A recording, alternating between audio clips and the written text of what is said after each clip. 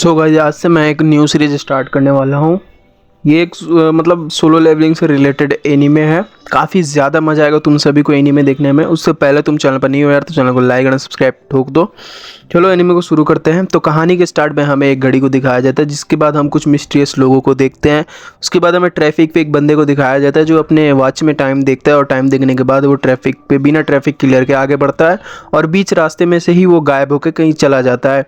जिसके बाद हम एक स्कूल लड़की को देखते हैं जहाँ पे कोई इसे अननोन कॉल से कॉल करता है और बोलता है कि मैंने फाइनली तुम्हें ढूंढ लिया। जिसके बाद हमें इस लाइब्रेरी का माहौल दिखाया जाता है जो कि बिल्कुल चेंज हो जाता है। इसके बाद हम अलग बगल में बहुत सारे मिस्टीरियस लोगों को देखते हैं। जिसके बाद वो कॉल पे जो बंदा हो तो बोलता है कि भागो, और भागते समय जब ये पूछती है कि आखिर तुम हो कौन, उसके बाद ये बताता है कि तुम्हें लेफ्ट साइड जाना है। जिसके बाद लेफ्ट साइड डोर में वो जाने के लिए बोलता है, लेकिन वो डोर ओपन नहीं होता। जिसके बाद वो बोलती है कि ये डोर ओपन नहीं हो रहा है।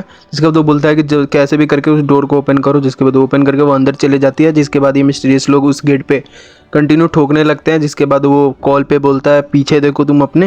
जिसके बाद एक हाथ आता है। जिसके बाद यहीं पे हमारा सीन कट हो जाता है। जिसके बाद हमें उसी ट्रैफिक वाले बंदे को दिखाया जाता है जो उस लड़की को अपने गोद में लेकर दौड़ रहा होता है, और उसके पीछे से वही मिस्टीरियस लोग हमला कर रहे होते हैं। देखिए उसके बाद वो काफ़ी स्पीड में भाग रहा होता है, लेकिन भागते हुए जब इस पे अटैक होता है, लेजर से वगैरह अटैक करते हैं। जिसके बाद ये गिर जाता है, लेकिन उस लड़की के पास अपना वॉच निकाल के उसे दे देता है। जिसके बाद हम देखिए उसके पास प्रोटेक्शन वगैरह शील्ड लग जाती है। उसके बाद जो भी ये सारे मिस्टीरियस लोग हैं इनके बीच फाइट होने लगते हैं। काफ़ी तगड़ा वाला फाइट होता है। जिसके बाद हमें अब इस ट्रैफिक वाले आदमी का पावर दिखाया जाता है जो कि काफ़ी हाई लेवल का पावर है। इसका नेम क्या है भाई मेरे को अभी पता नहीं चले, वो आगे चल के पता आ जाएगा।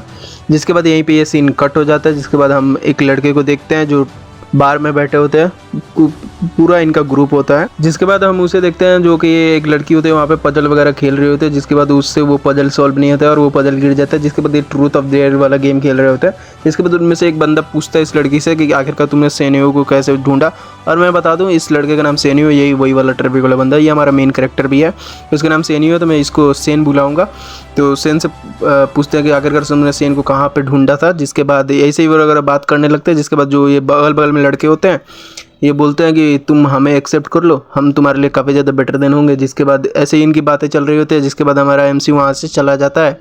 जिसके बाद उसके रास्ते में वो जा रहा होता है, लेकिन तभी वहाँ पे कुछ विलन आते हैं। जिसके बाद वो उसे मारने लगते हैं और बोलते हैं कि आखिरकार तुम्हारी हिम्मत कैसे हुई उसके साथ रहने की, घूमने की, तुम्हारी बात करने की, इससे हिम्मत कैसे हुई।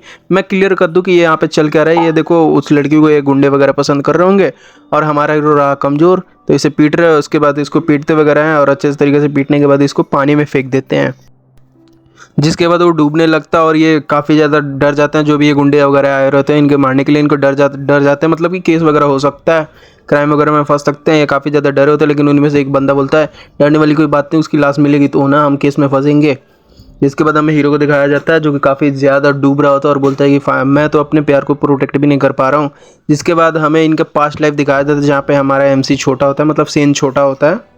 जिसके बाद हम देखते हैं हमारे एमसी को छोटे वाले रूप में, जहाँ पे वो अगर फाइट वगैरह करके आया रहता है, मतलब ऐसे कोई गिर गया होता है या छोटे बच्चे में फाइट वगैरह किए होते हैं। जिसके बाद वो लड़की आती है छाते लेके, छोटे छोटे रहते हैं। जिसके बाद वो पूछती है आखिर तुम यहाँ पे छुप क्यों रहे हो। जिसके बाद हमारा सेन बोलता है कि मुझे अब घर चलना चाहिए, लेकिन वो बोलते हैं अभी तो बारिश हो रहा है। जिसके बाद वो बोलता है ठीक है बारिश छूटने तक मैं इंतजार करता हूँ, उसके बाद लीव कर लूँगा। जिसके बाद वो लड़की उसके हैंड पे देखती है कि कट लगा हुआ था। जबकि बाद उसके बाद वो पूछने लगती है कि ये आखिरकार कट लगा कैसे। तब से वो हमारे सेन की क्रश रही है। जिसके बाद हमें ये सीन नहीं दिखा। जिसके बाद हम वापस से सेन को देखते हैं डूबते हुए, लेकिन वो डूब कर मर भी नहीं रहा था भाई। जिसके बाद वो देखता है कि पानी में कुछ चमकता हुआ चीज़ है। जिसके बाद वो चमकती हुई चीज़ की तरफ जाता है तो वो उसे दिखता है कि वो क्यूब, कोई छोटा सा क्यूब होता है। जिसके बाद वो उस क्यूब को निकालता है। जैसे ही वो उस क्यूब को निकालता है वो क्यूब उसके शरीर के अंदर चला जाता है और उसे गर्म फील होने लगता है। जिसके बाद वो बोलता है कि मेरे शरीर में आखिरकार ये चला क्या गया। जिसके बाद वो तड़पने लगता है और बोलता है आखिरकार ये मेरे साथ हो क्या रहा है। जिसके बाद हमें दिखाया जाता है बॉम होल की तरह, जहाँ पे वो जाता है गायब, मतलब बॉम होल में जाता है। जिसके बाद हम इसे एक रूम या कैद कुछ भी कह लो उस टाइप के रूम पे वो वहाँ पे रहता है। जिसके बाद सेन उठता है और चीखते हुए बोलता है आखिरकार मैं जिंदा हूँ या फिर मैं मर गया हूँ। जिसके बाद वो बोलता है कि आखिरकार मैं हूँ क्या। जिसके बाद दिखाया जाता है काफ़ी ग्लास टाइप रूम होता है।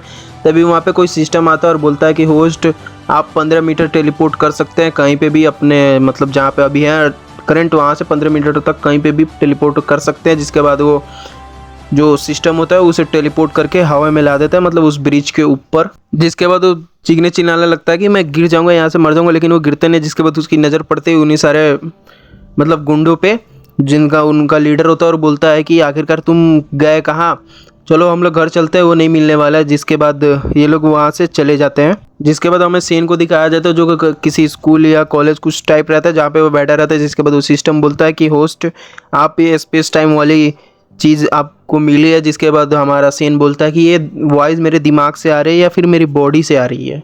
जिसके बाद वो अपने फ़ोन को चेक करने लगता है, कहीं फ़ोन से तो आवाज़ नहीं आ रही है ना। जिसके बाद वो जो सिस्टम होता है वो बोलता है कि मतलब कोई यहाँ पे आ रहा है। जिसके बाद हमें नाइट के वॉचमैन को दिखाया जाता है जो इस क्लासरूम में गेट खुल के अंदर आता है और देखता है कि फर्श पे पानी वगैरह पड़ा हुआ है, लेकिन उसे कोई दिखता नहीं है।